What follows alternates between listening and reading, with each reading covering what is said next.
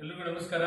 ಆತ್ಮೀಯ ನನ್ನ ಅತಿಥಿ ಉಪನ್ಯಾಸಕರು ವೃತ್ತಿ ಬಾಂಧವರೇ, ತಮಗೆಲ್ಲ ಗೊತ್ತಿರುವಂತೆ ಇಂದು ಮಾನ್ಯ ಕಾನೂನು ಸಚಿವರನ್ನ ಮತ್ತು ಮಾನ್ಯ ಸಭಾಪತಿಗಳನ್ನ ಭೇಟಿಯಾದಂತಹ ಸಂದರ್ಭದಲ್ಲಿ ಸರ್ಕಾರದ ಹಂತದಲ್ಲಿ ನಿಮ್ಮ ಕೆಲಸ ಪ್ರಗತಿಯಲ್ಲಿದೆ, ದಯಮಾಡಿ ತಾವೆಲ್ಲ ತಾಳ್ಮೆಯಿಂದ ಇರಬೇಕು ಅಂತ ಹೇಳಿ ನಮಗೆ ಮಾನ್ಯ ಕಾನೂನು ಸಚಿವರು ಮತ್ತು ದೂರವಾಣಿ ಮೂಲಕ ಮಾನ್ಯ ಉನ್ನತ ಶಿಕ್ಷಣ ಸಚಿವರೊಂದಿಗೂ ಕೂಡ ನಾವು ಸಂಪರ್ಕದಲ್ಲಿದ್ದಾಗ ಅವರು ಕೂಡ ಅದೇ ಮಾತನ್ನು ಹೇಳಿದ್ದಾರೆ.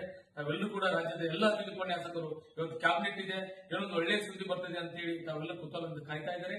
ಖಂಡಿತ ಅದು ಇಂದಲ್ಲ ನಾಳೆ ಬಂದೇ ಬರ್ತದೆ. ತಾವೆಲ್ಲರೂ ಕೂಡ ಯಾವ ತಪ್ಪು ಸಂದೇಶಗಳಿಗೆ ಕಿವಿ ಕೊಡದೆ ತಾವೆಲ್ಲರೂ ಕೂಡ ಸಂತೋಷದಿಂದ ಇರಬೇಕು ಅಂತ ಹೇಳಿ ಈ ಮೂಲಕ ತಮ್ಮಲ್ಲಿ ವಿನಂತಿ ಮಾಡ್ಕೊಳ್ತಾ, ಬಹುಶಃ ನನಗನ್ಸುತ್ತೆ ಬಲ್ಲ ಮುನ್ನಡೆಯಿಂದ ಬಂದಂತ ಪ್ರಕಾರ ನಮ್ಗೇನು ಸಂಕ್ರಾಂತಿವರೆಗೂ ಕೂಡ ಅಥವಾ ಸಂಕ್ರಾಂತಿ ಒಳಗೆ ನಮ್ಗೇನೋ ಒಂದು ಒಳ್ಳೆ ಸುದ್ದಿ ಬರಬಹುದು ಅಂತ ಕೂಡ ಹೇಳಿದ್ದಾರೆ.